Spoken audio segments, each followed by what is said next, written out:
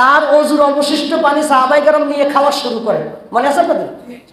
একদিন এরকম যখন সাহাবীগণ রাসূল সাল্লাল্লাহু আলাইহি সাল্লামের ওযুর পানি নিয়ে এরকম গায়ের মধ্যে মাখতেছেন, রাসূল সাল্লাল্লাহু আলাইহি সাল্লাম বললেন যে মা হামালাকুম আলা হাযা, এই যে আমার ওযুর পানি নিয়ে যে তোমরা গায়ে মাখতেছো, এটা কোন জিনিস তোমাদেরকে এভাবে উদ্বুদ্ধ করলো, কেন তোমরা এমনটা করছো?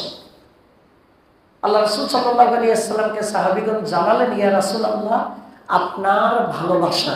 সুবহানাল্লাহ, আপনার কিসে? আল্লাহ রাসূল বললেন যে ঠিক আছে, তবে আমার ভালোবাসাকে এতটুকু পর্যন্ত সীমাবদ্ধ রাখলে চলবে না, আমি যেই দ্বীনের জন্য রক্ত ঝরাচ্ছি তোমাকে সেই দ্বীনের জন্য স্যাক্রিফাইস করতে হবে। সুবহানাল্লাহ। এবার আমাদেরকে একটু ভাবেন তো দেখি, ইয়া নবী সালাম আলাইকা বলে একবারে 5 পিস গরম গরম জিলাপি। কয় পিস জিলাপি? ভালোবাসা একেবারে একাকার ভালোবাসা। কিন্তু নবী সাল্লাল্লাহু আলাইহি সাল্লাম তাইফের ময়দানে রক্তাক্ত হয়ে গেলেন। কেন তিনি রক্তাক্ত হলেন এটা নিয়ে আমার কোনো কথাই নেই, চিন্তাই নেই, পরিকল্পনাই নেই। কথা বুঝেন নাকি? রাসূল সাল্লাল্লাহু আলাইহি সাল্লাম দীর্ঘ 3 বছরের মতো শিয়াবে আবু তালিবের ভিতরে কারাবন্দী, গৃহবন্দীর মতো ছিলেন। খাবারের অভাবে, খাবার না খেতে খেতে, মানে গাছের চামড়া খেতে খেতে তাদের ঠোঁট গাল ছিঁড়ে গেছে, গাছের চামড়া তারা চিবিয়ে খেয়েছেন। এখন রাসূল সাল্লাল্লাহু আলাইহি সাল্লামের ভালোবাসা শুনে আপনি আমি একেবারে ভালোবাসা উঠালা হয়ে যাচ্ছি, কিন্তু রাসূল সাল্লাল্লাহু আলাইহি সাল্লামের সংগ্রামী জীবন নিয়ে আপনার আমার কোনো প্ল্যান পরিকল্পনা নাই। আমাদের জীবনটা যদি এমন হয় তাহলে এটা দ্বারা রাসূলের আনুগত্য আদায় হবে না, আর রাসূলের আনুগত্য আদায় না হলে সুপারিশও পাওয়া যাবে না। তাহলে আনুগত্য এবং অনুসরণের দরকার আছে নাকি না? রাসূল সাল্লাল্লাহু আলাইহি সাল্লামের আনুগত্য কেন করতে হবে? আল্লাহ তাআলা 53 নম্বর সূরা নাজমের 3 এবং 4 নম্বর আয়াতে বলেছেন, ওয়ামা ইয়ানতিকু আনিল হাওয়া ইন হুয়া ইল্লা ওয়াহয়ুহা। নবী সাল্লাল্লাহু আলাইহি সাল্লাম নিজের থেকে কোনো কথা বলেন না, তিনি যেই কথাটাই বলেন সেটা আল্লাহর পক্ষ থেকে ওহী। সুবহানাল্লাহ। তার মানে আমরা যখন রাসূল সাল্লাল্লাহু আলাইহি সাল্লামকে মানলাম, প্রকারান্তরে আমরা আল্লাহকেই মানলাম, ঠিক না? কারণ রাসূল সাল্লাল্লাহু আলাইহি সাল্লাম তো নিজের থেকে কোনো কথা বলেন না, তিনি কার পক্ষ থেকে বলেছেন? আল্লাহর পক্ষ থেকে বলেছেন। আপনি যখন ডিসি সাহেবকে আপনি যখন ইগনোর করলেন, প্রত্যাখ্যান করলেন, আপনি শুধু ব্যক্তি ডিসিকে প্রত্যাখ্যান করলেন না, ডিসিকে প্রত্যাখ্যান করা মানে হলো আপনি সরকারের সিদ্ধান্তকে প্রত্যাখ্যান করলেন। আবার ডিসি সাহেব যখন একটা অর্ডার আপনার জন্য করলো, প্রেস করলো, প্রকাশ করলো, প্রজ্ঞাপন জারি করলো, হ্যাঁ, জেলার পক্ষ থেকে, এটা যদি আমি যদি ফলো করি, মূলত এটা রাষ্ট্রেরই আইন মানা। কার আইন মানা? নাকি ডিসির ব্যক্তিগত আইন? কার আইন? এটাই এরকম একটা উদাহরণ। ওমা ইয়ানতিকু আনিল হাওয়া ইন হুয়া ইল্লা ওয়াহয়ুহা। নবী সাল্লাল্লাহু আলাইহি সাল্লাম যা আমাদেরকে বলেন তা নিজের থেকে বলেন না, তিনি যেটা বলেন সেটা আল্লাহর পক্ষ থেকে ওহী। সুতরাং তার আনুগত্য করা মানে হলো আল্লাহরই আনুগত্য করা। সুবহানাল্লাহ। এবং রাসূল সাল্লাল্লাহু আলাইহি সাল্লাম এটাই বলেছেন, মান আতাআনি আতা আল্লাহ। যেই ব্যক্তি আমার আনুগত্য করেছে সে আল্লাহর আনুগত্যই করেছে। সুবহানাল্লাহ। ওয়া মান আসানি, যেই ব্যক্তি আমার অবাধ্য হয়েছে, আসাল্লাহ, সে আল্লাহরই কি হয়েছে? অবাধ্য হয়েছে। কথা কি বুঝছেন? আল্লাহু তাআলা ফি কালামিহিল মাজিদ কুল ইন কুনতুম তুহিব্বুনাল্লাহা ফাত্তাবিউনি ইউহিব্বুকুমুল্লাহ ওয়া ইয়াগফির লাকুম যুনুবাকুম ওয়াল্লাহু গফুরুর রাহিম। وقال تعالى في آية أخرى لقد كان لكم في رسول الله أسوة حسنة لمن كان يرجو الله واليوم الآخر وذكر الله كثيرا. قال رسول الله صلى الله عليه وسلم لا يؤمن أحدكم حتى يكون هواه تبعا لما جئت به أو كما قال عليه الصلاة والسلام. وقال رسول الله صلى الله عليه وسلم لو كان موسى حيا وأدرك نبوتي فعليه اتباعي أو كما قال عليه الصلاة والسلام। সম্মানিত উপস্থিতি, আমি আপনাদের সামনে পবিত্র কোরআনের 3 নম্বর সূরা আলে ইমরানের 31 নম্বর আয়াত এবং 33 নম্বর সূরা আহজাবের 21 নম্বর আয়াত রাসূল করিম সাল্লাল্লাহু আলাইহি ওয়াসাল্লামের বর্ণিত তার পবিত্র মুখ থেকে নির্গত অনেকগুলো হাদিস থেকে আমি আপনাদের সামনে 2টি হাদিসের তেলাওয়াত আপনাদেরকে শুনিয়েছি, হাদিসগুলো শুনিয়েছি। যে আয়াতগুলো আমরা শুনলাম, যে হাদিসগুলো আমরা শুনলাম, তার আলোকে আজকে আমরা রাসূল সাল্লাল্লাহু আলাইহি ওয়াসাল্লামের অনুসরণ, তার আনুগত্য করা, এই ব্যাপারে আমাদের দায়িত্ব কি, করণীয় কি, আমরা এই বিষয়গুলো জানার জন্য চেষ্টা করবো ইনশাআল্লাহ। আমার তৌফিক ইল্লা বিল্লাহ, আলাইহি তাওয়াক্কালতু ওয়া ইলাইহি উনীব ওয়া রাব্বুল আরশিল আযীম। গত 2 জুমআতেও আমরা রাসূল সাল্লাল্লাহু আলাইহি ওয়াসাল্লামের জীবনের 2টি অধ্যায় নিয়ে, 2টি গুরুত্বপূর্ণ বিষয় নিয়ে আমরা গত জুমআতে আলোচনা শুনেছিলাম। তারই ধারাবাহিকতায় আজকে রাসূল সাল্লাল্লাহু আলাইহি ওয়াসাল্লামকে কেন্দ্র করে আরও একটি বিষয় আমরা জানব। আপনাদের কি মনে আছে আগের 2টা জুমআতে আমরা কি আলোচনা করেছিলাম? প্রথম 6 তারিখ জুমআতে আমরা আলোচনা করেছিলাম রাসূল সাল্লাল্লাহু আলাইহি ওয়াসাল্লামের মর্যাদা। রাসূল সাল্লাল্লাহু আলাইহি ওয়াসাল্লামের মনে আছে আপনাদের? 13 তারিখ জুমআতে আমরা আলোচনা করেছিলাম রাসূল সাল্লাল্লাহু আলাইহি ওয়াসাল্লামের আগমনের উদ্দেশ্য। মনে আছে আপনাদের? জি। তার ধারাবাহিকতা আজকে আমরা একটা বিষয় আলোচনা করব, সেটা হলো রাসূল সাল্লাল্লাহু আলাইহি ওয়াসাল্লামের আনুগত্য এবং অনুসরণ। আনুগত্য এবং এই রবিউল আউয়াল মাস উপলক্ষে আজকে আমাদের এই সংক্রান্ত শেষ আলোচনা। এই মাসে যেহেতু নবী সাল্লাল্লাহু আলাইহি ওয়াসাল্লামের আগমনের মাস এবং পৃথিবী থেকে তিনি বিদায় নেওয়ারও মাস, মাসটি হলো গোটা বছরই রাসূল সাল্লাল্লাহু আলাইহি ওয়াসাল্লামের জীবনী আমাদের জন্য পর্যালোচনার বিষয়, পড়ার বিষয়, সেখান থেকে শিক্ষা নেওয়ার বিষয়। তারপরেও প্রত্যেকটা জিনিসের একটা মৌসুম আছে। প্রত্যেকটা জিনিসের কি আছে?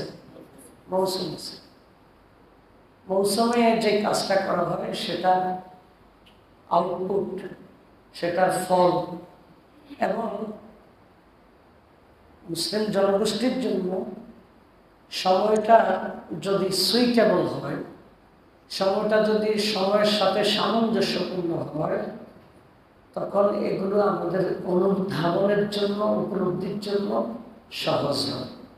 উপলব্ধির জন্য সহজ হয়। জানাজার মাঠে কেউ যদি কোরআন এবং হাদিসের রেফারেন্স দিয়ে, কোন ইমাম যদি জানাজার মাঠে বিবাহের ফজিলত আলোচনা করে, কিসের আলোচনা? কি দিয়ে? কোরআন এবং হাদিসের রেফারেন্স। তার আলোচনাটা কি ভুল হবে? আলোচনা তো ভুল হবে না, আলোচনাটা সঠিক হবে যেহেতু কোরআন হাদিসের আলোকে। কিন্তু জানাজার মাঠে বিবাহের ফজিলত বর্ণনা করা, এটা কি সুইটেবল? এটা কি উপযুক্ত? এর জন্য উপযুক্ত একটা সময়, এটা স্বাভাবিক ব্যাপার। রাসূল সাল্লাল্লাহু আলাইহি ওয়াসাল্লাম আমাদের জন্য গোটা বছরেই আলোচনার বিষয়। গোটা বছরই প্রতিটা সেকেন্ড, প্রতিটা মুহূর্তেই তিনি আমাদের আদর্শের জায়গায়, সম্মানের জায়গা, শ্রদ্ধার জায়গা এবং আমাদের ইমানের সাথে সম্পৃক্ত, ইমানের সাথে। তারপরেও যেহেতু রবিউল আউয়াল মাস, ওনার আগমন এবং প্রস্থানের মাস, এর জন্য আমরা এটাকে বিশেষভাবে গুরুত্ব দিচ্ছি। কথাকে বুঝে আসছে কি? তাহলে আজকে আমাদের আলোচনার বিষয় রাসূল সাল্লাল্লাহু আলাইহি ওয়াসাল্লামের আনুগত্য এবং অনুসরণ, আনুগত্য এবং অনুসরণ। এটা হলো আমাদের আদর্শিক ব্যাপার। কি ব্যাপার? আদর্শিক ব্যাপার। পৃথিবীর প্রত্যেকটা মানুষেরই তার জীবন পরিচালনা করার জন্য কোনো না কোনো জীবন দর্শন আছে, জীবন দর্শন আছে, ফিলোসফি আছে। সে তার লাইফ কিভাবে লিড করবে, তার জীবনটাকে সে কিভাবে অতিবাহিত করবে, কোন ইথিক্স, কোন মূল্যবোধ, কোন নিয়ম কানুন, কোন গঠনতন্ত্র, কোন সংবিধান সে প্রাধান্য দিবে, প্রত্যেক মানুষের মধ্যেই চিন্তাগত একটা যার যার অবস্থান আছে, আছে না? আচ্ছা, আমরা যারা মুসলিম, আমরা মনে করি আমাদের জীবন দর্শন হবে কোরআন এবং হাদিসের আলোকে, অর্থাৎ ইসলামের আলোকে। কিসের আলোকে? ইসলামের আলোকে। পৃথিবীর সব মানুষ কি তাদের জীবন দর্শন ইসলামের আলোকে পরিচালনা করে? করে না। কেউ খ্রিস্ট ধর্ম অনুসরণ করে, কেউ বৌদ্ধ ধর্ম অনুসরণ করে, কেউ হিন্দু ধর্ম অনুসরণ করে, কেউ জৈন ধর্ম অনুসরণ করে, নানান জাতের ধর্ম আছে। কেউ কেউ আছে ধর্মহীনতা, নাস্তিক্যবাদ, দেয়ার ইজ নো গড, আল্লাহ বলতে কিচ্ছু নাই, পরকাল বলতে কিচ্ছু নাই, এই জাতীয় জীবন দর্শন কেউ কেউ লালন করে। আচ্ছা না এরকম? তাহলে আমাদের জীবন দর্শনটা, যেহেতু আমরা ইসলামকে ফলো করি, ইসলামকে আমরা আমাদের জীবনের উদ্দেশ্য, জীবন দর্শন হিসেবে আমরা ঘোষণা করেছি, সুতরাং আমাদের কাজকর্ম হতে হবে ইসলামের আলোকে। ইসলামের আলোকে। তো সেই জায়গায় ইসলামের আলোকে রাসূল সাল্লাল্লাহু আলাইহি ওয়াসাল্লামের আনুগত্য এবং অনুসরণের লেভেলটা কোন পর্যায়ে, ওনার পজিশন, নবী সাল্লাল্লাহু আলাইহি ওয়াসাল্লামের আনুগত্যের বিবেচনায়, তার অনুসরণের বিবেচনায় পজিশনটা কোন জায়গায়? এটা কি এমন যেটা করলে চলে, করলে ভালো, না করলে চলে? বিষয়টা কি এরকম? কথা বুঝতে হবে। রাসূল সাল্লাল্লাহু আলাইহি ওয়াসাল্লাম কি এমন পজিশনের, এমন ব্যক্তিত্বের মানুষ তিনি? তিনি কি এমন ব্যক্তিত্ব, এমন পজিশন হোল্ড করেন যে তার প্রত্যেকটি কথাই ভালো, এটা মানলে ভালো, না মানলেও চলে? বিষয়টা কি এরকম? এই যে আমি এই কথাটা বলছি, এই কথা, এই চিন্তার মানুষও কিন্তু পৃথিবীতে আছে। পৃথিবীতে বলছে নবী মুহাম্মদের সব কথা অত্যন্ত মানসম্মত, অত্যন্ত মানসম্মত, অত্যন্ত ভালো, তবে এটা মানাটা জরুরি না। মানাটা মুসলমানদের মধ্যেও আছে, মুসলমানদের মধ্যেও। অর্থাৎ অন্য 2-4 জন 5 জন দার্শনিককে তারা যেভাবে সম্মান করেন, অন্য 2-4 জন ফেমাস মানে পৃথিবীর প্রভাব সৃষ্টিকারী ব্যক্তিগণকে যেভাবে ভালোবাসেন, তারাও রাসূল সাল্লাল্লাহু আলাইহি ওয়াসাল্লাম ঠিক ওইভাবেই দার্শনিক, একজন রিফর্মার, সংস্কারক হিসেবে তাকে এতটুকু পর্যন্ত সম্মান করে। কিন্তু প্রতি কদমে কদমে তাকে অনুসরণ করতে হবে। মুসলমানদের একটা অংশ আছে এটা জরুরি অনুভব করে না। কথাকে বুঝে আসছে? যেমন আমি নাম বলবো না, আমাদের বর্তমান সময়ে একজন কলামিস্ট, দার্শনিক, লেখালেখি করেন, মোটামুটি দাড়ি টুপি ভালো করে পাগড়ি টাগড়ি লেগে চলে। উনি এমন এমন থিওরি দিচ্ছেন ইসলাম সম্পর্কে, বলতেছে কোরআন হলো হেদায়েতের কিতাব, এটা কোনো আইনের কিতাব না। কোরআন কিসের কিতাব? হেদায়েতের কিতাব। এটা কিসের কিতাব না? আইনের কিতাব। এটা তারা কি বুঝালো? অর্থাৎ কোরআনের কথাগুলো মানলে ভালো, কিন্তু না মানলেও তেমন কোনো সমস্যা নাই, কারণ আইন মানতে বাধ্য। কিন্তু যেটা আইন ছাড়া সুপারিশ, যেটা আইন ছাড়া, যেটা ইথিক্স, মূল্যবোধ, বা যেটাকে বলা হয় নীতি কথা, কি কথা? নীতি কথা। মনে করে যে তারা কোরআন শুধু নীতি কথা, রাসূলের বক্তব্যগুলো শুধু নীতি কথা, এগুলো আইন না। আসলে কোরআন এবং হাদিসের পজিশনটা কি? এটা কি শুধুমাত্র হেদায়েত, নাকি সাথে সাথে আইনও বটে? হেদায়েত এবং আইনও। এটা এমন বিষয় না যে মানলে মানলাম, না মানলে না, এটা এমন বিষয় না। এটা মানতে হবে, হেদায়েতের জন্য এটা মানতে হবে, এবং এটা মানা বাধ্যতামূলক। সুবহানাল্লাহ। আমরা এই মূলনীতি যদি আমাদের মাথায় থাকে, তখন রাসূল সাল্লাল্লাহু আলাইহি ওয়াসাল্লামের অনুসরণের ব্যাপারটা আমরা বুঝতে পারব। যে কোনো রায় ঘোষণা হয় না, রায় আদালত থেকে রায় ঘোষণা হয় না। আদালত থেকে রায় ঘোষণার মধ্যে কয়েকটা ধাপ আছে। ধাপটা হলো, একটা ধাপ হলো আদালতে কোনো ব্যক্তিকে শাস্তি দেয় অথবা কোনো ব্যক্তিকে খালাস দেয়। খালাস দিলে ব্যক্তিটা মুক্তি পেয়ে গেল, শাস্তি দিলে ব্যক্তিটা শাস্তি ভোগ করতে হবে। এটা হলো রায়ের মূল অংশ। রায়ের কি অংশ? সাথে সাথে রায়ের মধ্যে কিছু অবজারভেশন থাকে, পর্যবেক্ষণ থাকে। অর্থাৎ এটা পক্ষে বিপক্ষে তারা কোনো রায় দেয় না, শুধুমাত্র বিচারকরা তাদের একটা মূল্যায়ন তুলে ধরে। কথা বুঝছেন কি? যারা একটু আইন নিয়ে চিন্তা ভাবনা করেন, সংবিধান নিয়ে যারা চিন্তা ভাবনা করেন, তারা এটা বুঝবেন। মানে আইনের একেবারে প্রাথমিক বিষয়গুলো যাদের জানা আছে তারা এটা বুঝবেন। আইনের মধ্যে কিছু বিষয় আছে রায়, মানে সিদ্ধান্তমূলক, আর কিছু বিষয় আছে কি অবজারভেশন, পর্যবেক্ষণমূলক। অর্থাৎ এটা করলে ভালো, না করলেও তেমন কোনো ঝামেলা নাই। রাসূল সাল্লাল্লাহু আলাইহি ওয়াসাল্লাম আমাদেরকে যেই বিধান দিয়েছেন, সেই বিধানের মধ্যে এরকম পর্যবেক্ষণমূলক বিধান আছে। যিনি এটাকে সুপারিশ করেছেন, অনেক বেশি করে নসিহত করেছেন, অনেক বেশি করে সেটার জন্য মোটিভেশন করেছেন, বাধ্যতামূলক করেননি। এটা কিছু বিষয় আছে, কিন্তু কিছু বিষয় আছে যেটাকে তিনি কি করেছেন? বাধ্যতামূলক করেছেন। আমি কি কথাটা বুঝতে পারছি? বাধ্যতামূলকের দিকে আমরা যাচ্ছি একটু পরে। অবজারভেশন মূলক, এটা আমরা অনেকে এটা বুঝি না, বা কারো কারো কাছে খটকা লাগতে পারে। আল্লাহ রাসূল সাল্লাল্লাহু আলাইহি ওয়াসাল্লামের একজন মহিলা সাহাবিয়া, বারিরা রাদিয়াল্লাহু তাআলা আনহা। বারিরা, কি নাম? বারিরা। তিনি দাসী ছিলেন। কি ছিলেন? তার স্বামী ছিল দাস। তার স্বামী ছিল কি? তো দাস দাসীকে বিয়ে করেছে, সমস্যা নেই। কিন্তু ঘটনা প্যাঁচ লাগছে অন্য জায়গায়। কি প্যাঁচ? কিছুদিন পরে বারিরা রাদিয়াল্লাহু তাআলা আনহাকে একজনে কিনে ওনাকে আজাদ করে দিয়েছে। উনি এখন স্বাধীন হয়ে গেছে। কি হয়ে গেছে? তার স্বামী এখনো কি রয়ে গেছে?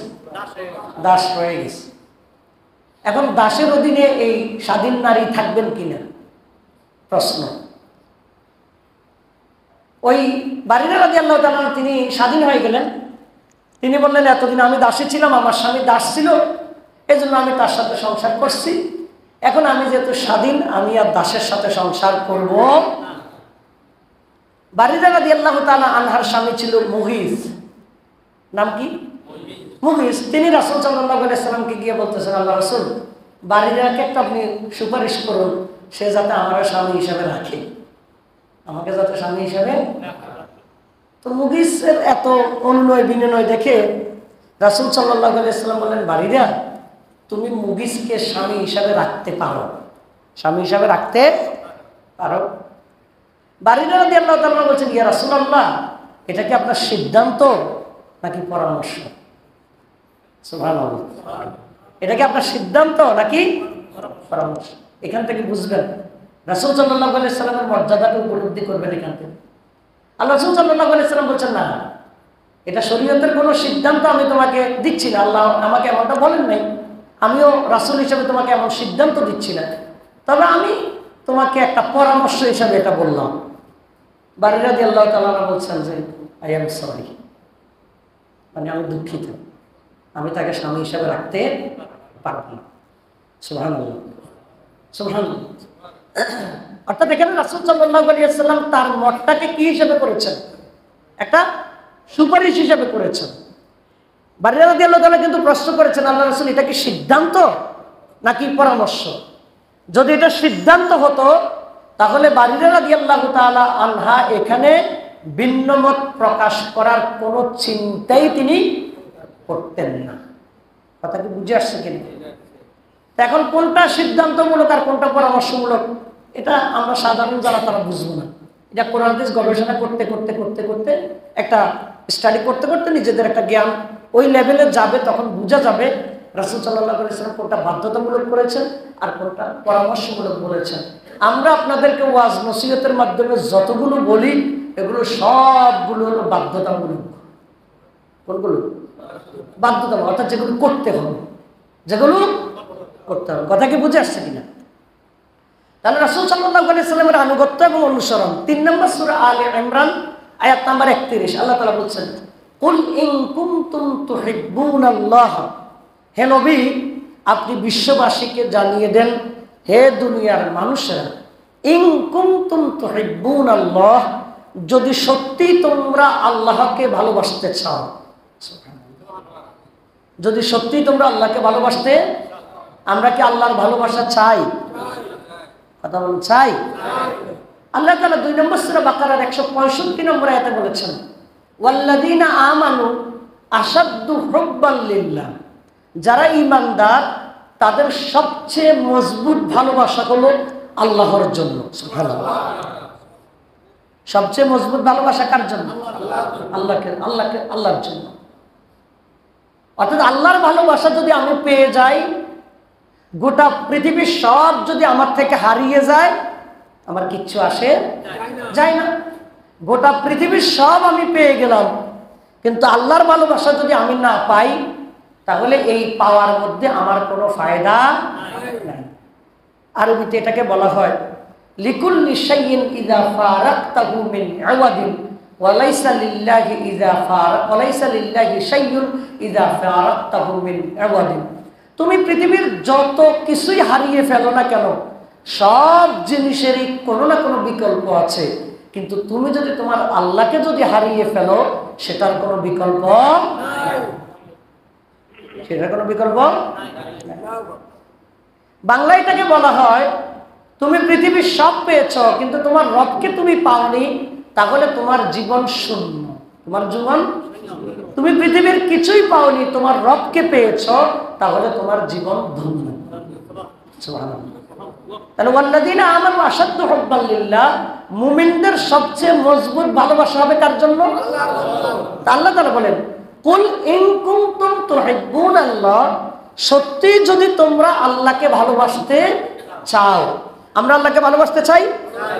ফাত্তাবিউনি, আল্লাহ তাআলা বলেন নবী আপনি জানিয়ে দেন, তোমরা যদি আল্লাহকে ভালোবাসতে চাও তাহলে আমি নবীর অনুসরণ করো। সুবহানাল্লাহ। আমি নবীর কি করো?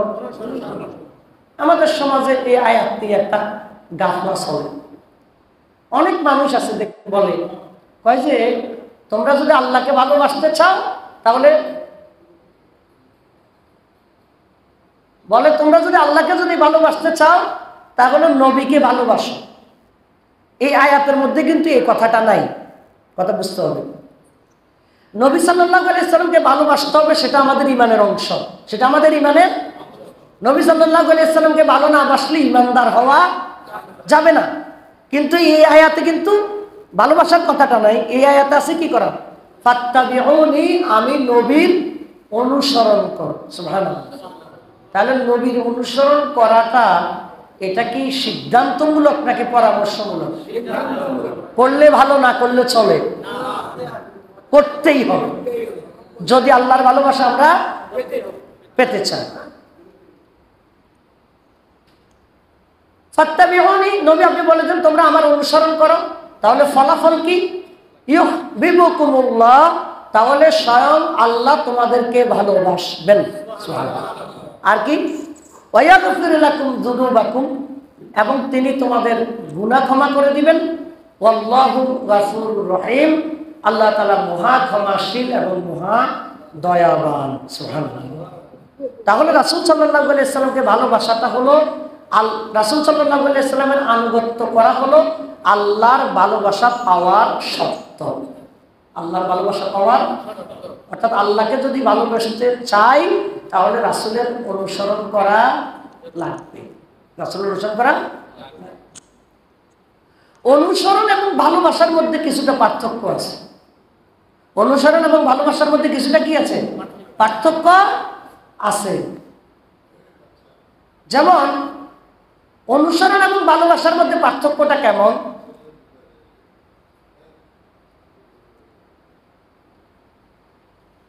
অনুসরণ এবং ভালোবাসার মধ্যে পার্থক্য, রাসূল সাল্লাল্লাহু আলাইহি ওয়াসাল্লাম যেদিন জন্মগ্রহণ করেছে, রাসূল সাল্লাল্লাহু আলাইহি ওয়াসাল্লামের জন্মে খুশি হয়ে আবু লাহাব তার দাসীকে মুক্ত করে দিছে।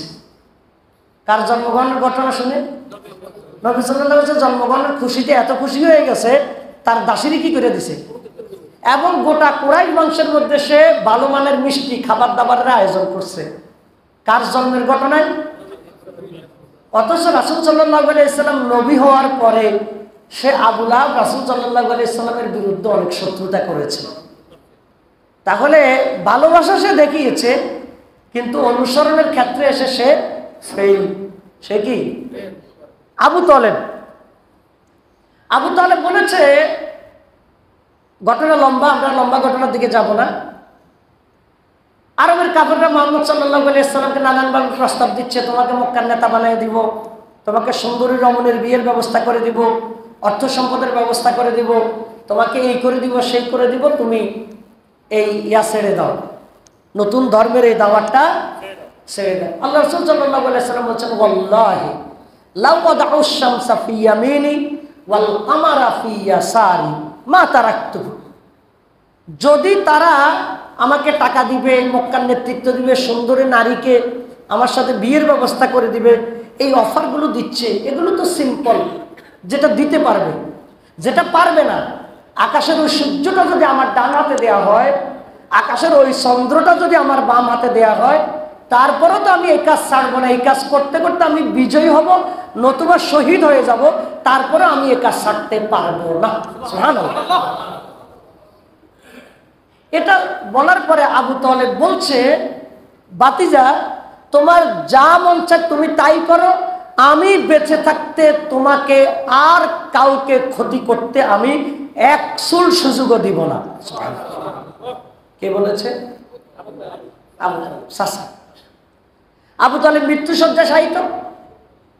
আল্লাহ রাসূল সাল্লাল্লাহু আলাইহি ওয়াসাল্লাম বলেছেন, আবু তালেব, আপনি আমার জন্য সারা জীবন যে কষ্ট স্বীকার করেছেন, আমি আপনার প্রতি কৃতজ্ঞ, আপনার প্রতি কৃতজ্ঞ। কিন্তু আপনি যেভাবে চলে যাচ্ছেন, আপনি জাহান্নামে যাওয়া লাগবে, আপনি ঈমান আনেন নাই। কি আনেন নাই? আবু তালেব মাথা উঁচু করে মানে একটু মাথাটা তোলে, মুমূর্ষু অবস্থা, মাথাটা হালকা তোলে, লা ইলাহা ইল্লাল্লাহ বলবে ভাব। এমন সময় আবু জাহল, আবু লাহাবরা একটু চোখ দিয়ে, কি খবর আবু তালেব, সারা জীবন ছিল কি, শেষ পর্যন্ত মরার আগে করবে কি? এবার আবু তালেব মুহাম্মদ সাল্লাল্লাহু আলাইহি ওয়াসাল্লামের দিকে তাকায়। মুহাম্মদ সাল্লাল্লাহু আলাইহি ওয়াসাল্লামের দিকে তাকাইয়া লা ইলাহা ইল্লাল্লাহ বলবে বাপ। আবু জাহল, আবু লাহাবরা আবার একটু চোখ দিয়ে ইয়া করে, কি খবর, এরকম একটু ইয়া করে আর কি। শেষ পর্যন্ত আবু তালেবের শেষ বক্তব্য হলো, বাল মিল্লাতে আব্দুল মুত্তালিব, মুহাম্মদ, আমি তোমারটা গ্রহণ করতে পারলাম না, আমার বাবা যেটা ছিল আমি এটার উপরেই আছি। আবু তালেব কোথায় যাবে? কোথায় বলুন, কোথায় যাবে? জাহান্নামীদের মধ্যে সবচেয়ে কম আযাব হবে আবু তালেবের। আল্লাহ রাসূল সাল্লাল্লাহু আলাইহি ওয়াসাল্লাম বলেছেন, ইন্না হুয়াল আযাবি ইয়াউমাল কিয়ামাতি লা রাজুলুন তুদাউ ফি রিজলাইহি।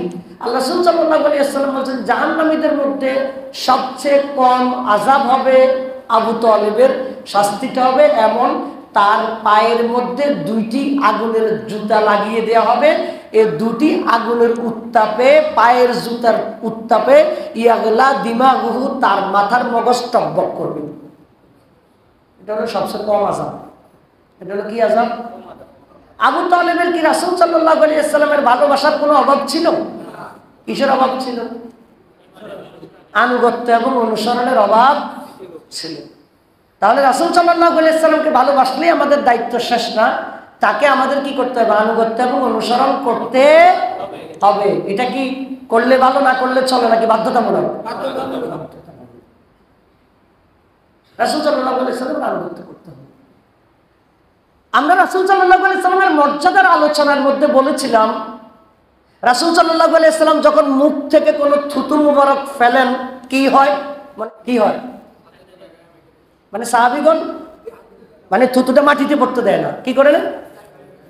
তার ওযুর অবশিষ্ট পানি সাহাবায়ে কেরাম নিয়ে খাওয়া শুরু করে। মনে আছে আপনাদের?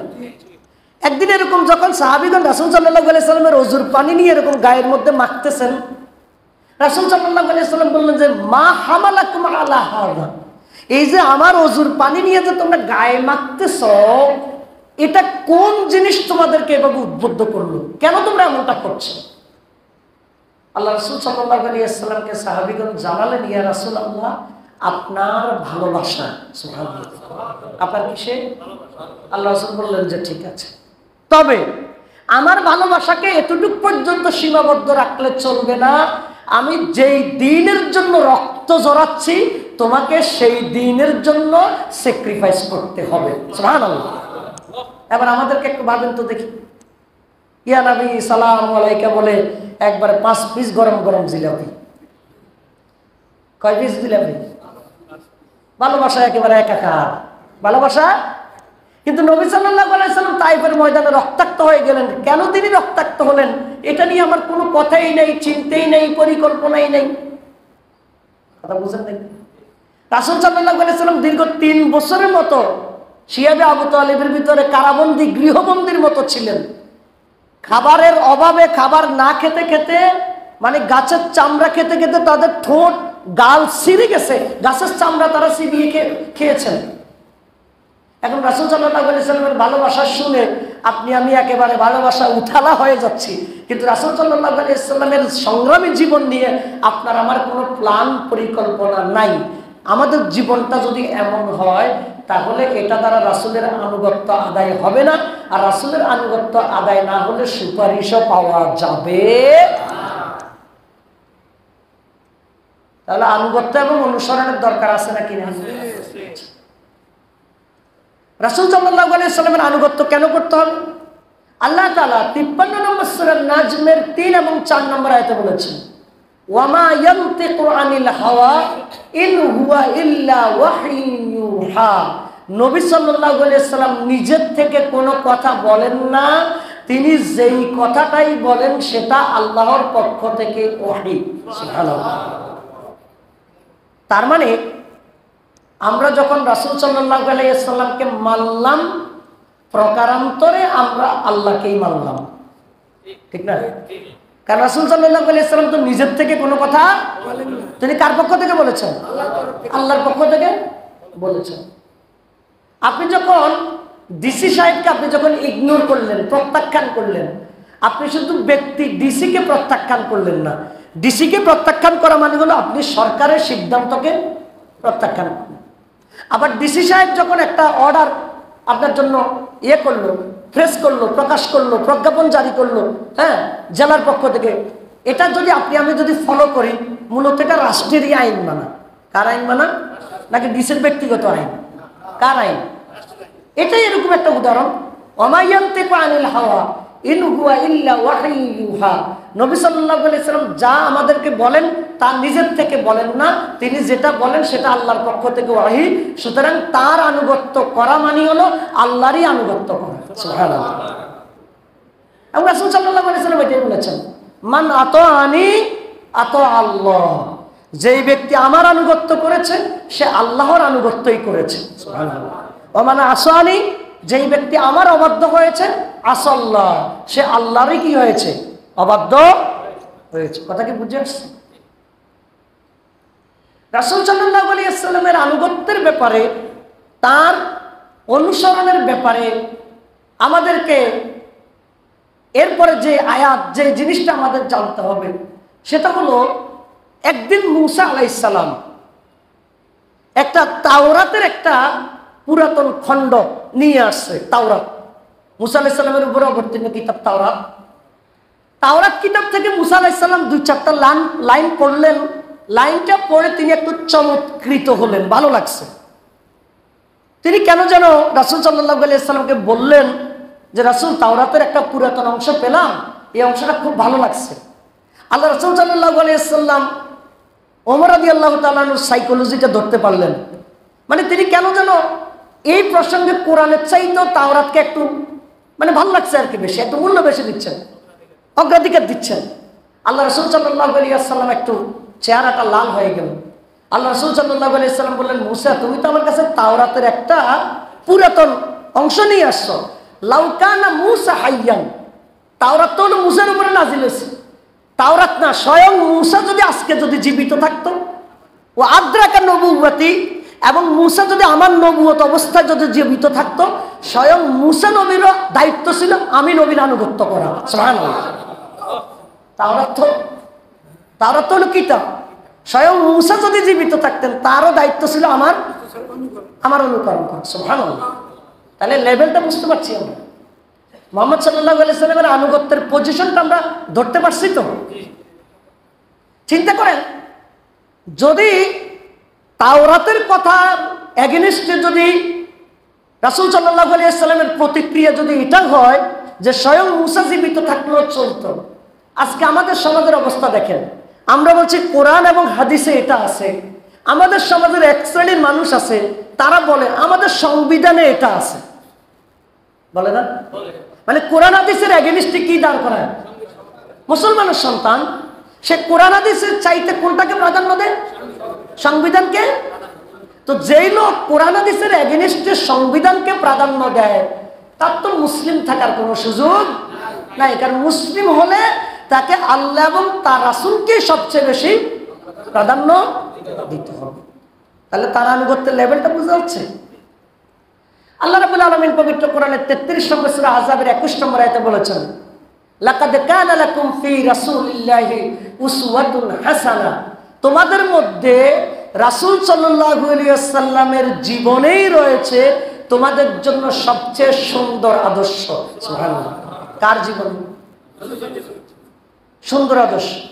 আপনি আমি খাবার খাই, ঘুমাই, গোসল করি, চাকরি বাকরি করি, ব্যবসা বাণিজ্য করি, ছেলে মেয়েদেরকে লালন পালন করি, স্ত্রী সহ সংসার করি, ব্যবসা বাণিজ্য করি, বিচার আচার করি, রাজনীতি করি, অর্থ ব্যবস্থা পরিচালনা করি, বিশ্ববিদ্যালয়ে শিক্ষকতা করি, সেনাবাহিনীর দায়িত্ব পালন করি, কৃষিকাজ করি, শ্রমিকের কাজ করি, ঘুমাই, জাগন থাকি, যা কিছু করি না কেন, ব্যক্তি, পরিবার, সমাজ, রাষ্ট্র, অর্থনীতি, রাজনীতি, বিচার ব্যবস্থা, সংসদ, সচিবালয়, বিশ্ববিদ্যালয়, মন্ত্রণালয়, কৃষিক্ষেত্র, শ্রমদিক, যত দিক আছে সকল দিকে মুমিনের জন্য আদর্শ হবে মুহাম্মাদুর রাসূলুল্লাহ।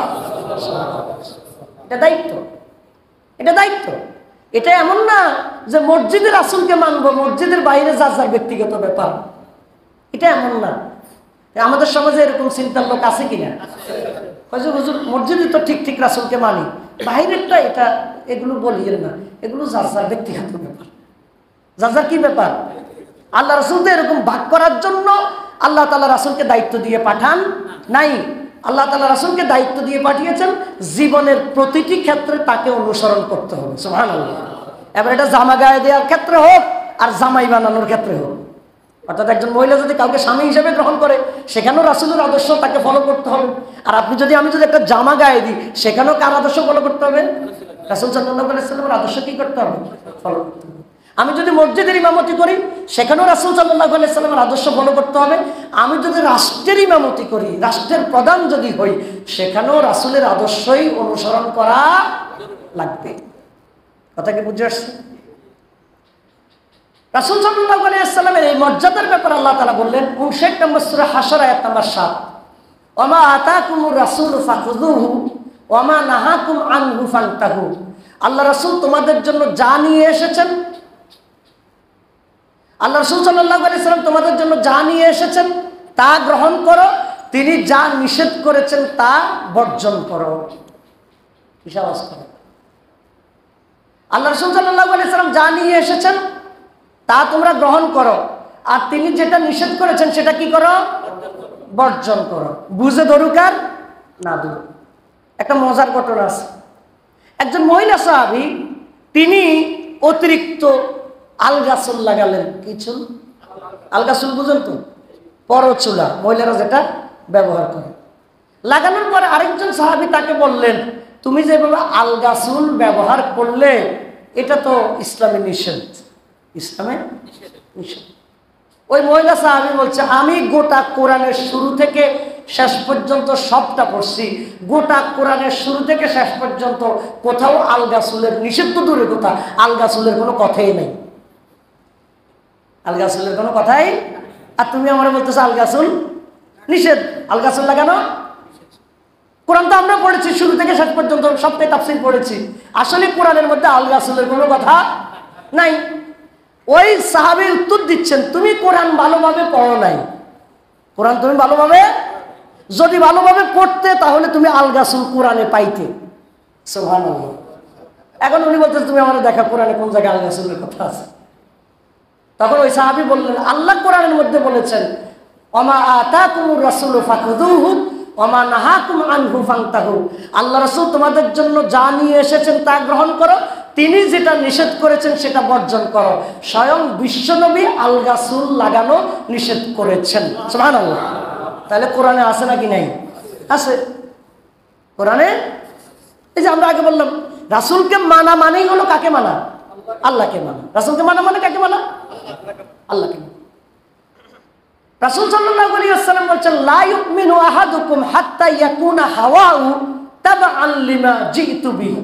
তোমাদের কেহ ততক্ষণ ঈমানদার হবে না যতক্ষণ পর্যন্ত তার মনের যত চাহিদা আছে সব চাহিদা যতক্ষণ পর্যন্ত সে রাসূলের আনুগত্যের কাছে সারেন্ডার না করবে ততক্ষণ পর্যন্ত সে মুমিন হতে পারবে না। সুবহানাল্লাহ। মুমিনে এই কথা বলার সুযোগ নাই, আমার কাছে এটা ভালো লাগে না, এই কথা বলার সুযোগ নাই।